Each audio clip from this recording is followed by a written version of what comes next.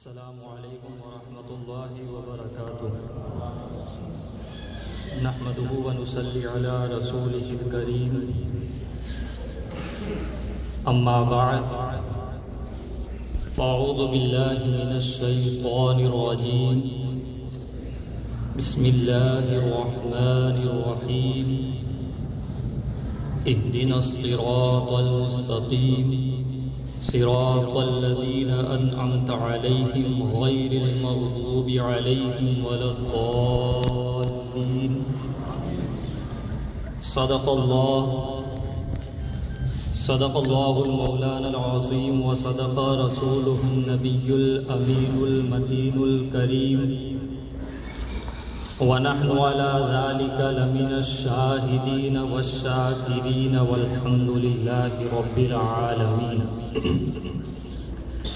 إن الله وملائكته يصلون على النبي يا أيها الذين آمنوا صلوا عليه وسلموا تسليما اللهم صل على سيدنا ومولانا محمد وعلى آل سيدنا ومولانا محمد وبارك وسلم صلاة وسلام عليك يا رسول الله صلى الله تعالى عليه وسلم. حضرات محترم، اس سے پہلے والے جلسے میں نے ایک حدیث پاک بیان فرمائی تھی کہ سرکار دو عالم صلی اللہ تعالی علیہ وسلم نے ارشاد فرمایا کہ ان قریب میری امت 73 فرقوں میں بٹ جائے گی، اس میں سے 72 جہنمی ہوں گے اور صرف ایک فرقہ جنتی ہوگا. اور میں نے اس کی پہچان بتائی تھی ایک حدیث پاک سے، جیسا کہ صحابہ کرام نے سرکار دو عالم صلی اللہ تعالی علیہ وسلم سے سوال کیا تھا، عرض کیا تھا کہ یا رسول اللہ آپ ہی بتا دیجئے کہ وہ صحیح راستہ کون سا ہے، وہ سیدھا راستہ کون سا ہے؟ تو سرکار دو عالم صلی اللہ تعالی علیہ وسلم نے ارشاد فرمایا ما انا علیہ واصحابی، یعنی جس پر میں ہوں اور جس پر میرے صحابہ ہے وہ سیدھا راستہ ہے. اسی کا نام ہے اہل سنت والجماعت، اسی کو ہم سنی کہتے ہیں. تو حضرات محترم، یہ میں نے پچھلے جلسے میں بیان کیا تھا، آج میں اس کے آگے بیان کرنے کی کوشش کروں گا. تو حضرات محترم، میرا ایک سوال ہے کہ رسول اللہ صلی اللہ تعالی علیہ وسلم کی سنت میں کون سی کمی تھی کہ جو صحابہ کرام رضوان اللہ تعالی علیہم اجمعین کی سنت پر چلنے کے لیے کہا گیا؟ سرکار دو عالم صلی اللہ تعالی علیہ وسلم نے یہ کیوں کہا ما انا علیہ واصحابی، یعنی جس پر میں ہوں اس کو مانو اور جس پر میرے صحابہ ہے اس کو مانو؟ کیا ضرورت تھی جس پر میں ہوں اسے مانو اور جس پر میرے صحابہ ہے اسے مانو، اسی پر چلو؟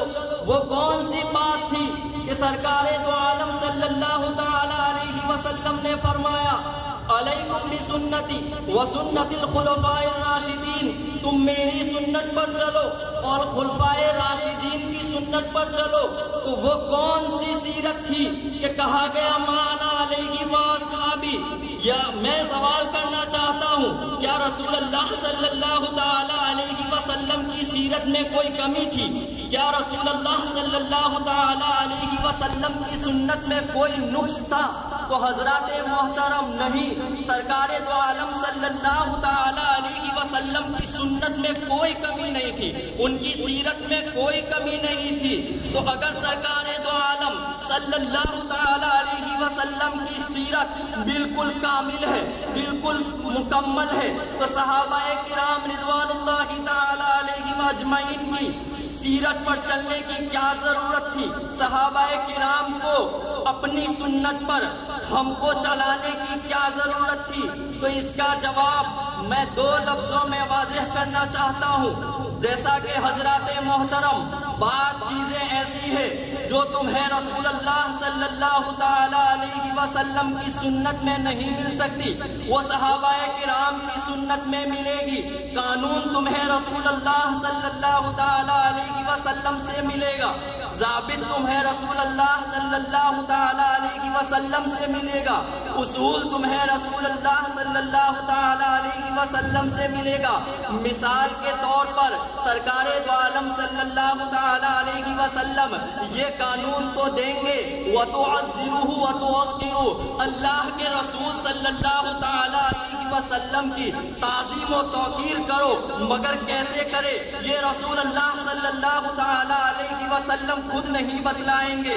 حضرات محترم، کوئی اپنی تعظیم خود نہیں کرتا، تو حضرات محترم رسول اللہ صلی اللہ تعالی علیہ وسلم یہ تو کہیں گے اطیعوا اللہ و اطیعوا الرسول، حکم مانو اللہ کا اور حکم مانو رسول اللہ صلی اللہ تعالی علیہ وسلم کا، یعنی رسول اللہ صلی اللہ تعالی علیہ وسلم کی اطاعت کرو۔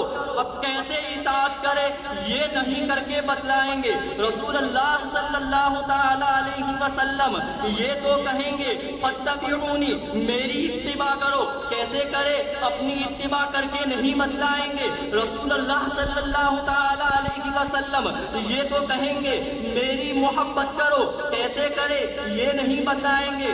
تو معلوم ہوا کہ تعظیم کا قانون رسول اللہ صلی اللہ تعالی علیہ وسلم سے لو اور طریقہ صحابہ سے لو، محبت کا قانون رسول اللہ صلی اللہ تعالی علیہ وسلم سے لو اور طریقہ صحابہ سے لو، اطاعت کا قانون رسول اللہ صلی اللہ تعالی علیہ وسلم سے لو اور قانون صحابہ سے لو۔ تم مجھ سے قانون لو اور طریقہ صحابہ سے سیکھو۔ اگر طریقہ سیکھنا ہے تو صحابہ سے سیکھو، محبت سیکھنی ہے ان سے سیکھو، اطاعت سیکھنی ہے ان سے سیکھو۔ تو معلوم ہوا کہ اب صرف سنت رسول پر چلنے والا، صرف سیرت مصطفیٰ پر چلنے والا صحیح راستے پر نہیں ہو سکتا، اور یہ میں نہیں کہہ رہا ہوں، سرکار دو عالم صلی اللہ تعالی علیہ وسلم کی حدیث پاک ہے، ما انا علیہ واصحابی، یعنی رسول اللہ صلی اللہ تعالی علیہ وسلم کے بتائے ہوئے راستے پر چلو اور اس راستے پر چلو جس پر سرکار دو عالم صلی اللہ تعالی علیہ وسلم کے صحابہ ہیں۔ تو حضرات محترم، یہی ہے اہل سنت والجماعت کی پہچان کہ وہ سرکار دو عالم صلی اللہ تعالی علیہ وسلم کی سیرت پر بھی عمل کرتے ہیں اور صحابہ کرام رضوان اللہ تعالی علیہم اجمعین کی سیرت پر بھی عمل کرتے ہیں۔ آخر میں دعا کرتا ہوں کہ اللہ تبارک و تعالی ہم سب کو سنت رسول صلی اللہ تعالی علیہ وسلم پر چلنے کی توفیق عطا فرمائے اور صحابہ کرام رضوان اللہ تعالی علیہم اجمعین کی سیرت پر چلنے کی بھی توفیق عطا فرمائے۔ وما علینا الا البلاغ۔ السلام علیکم ورحمۃ اللہ وبرکاتہ۔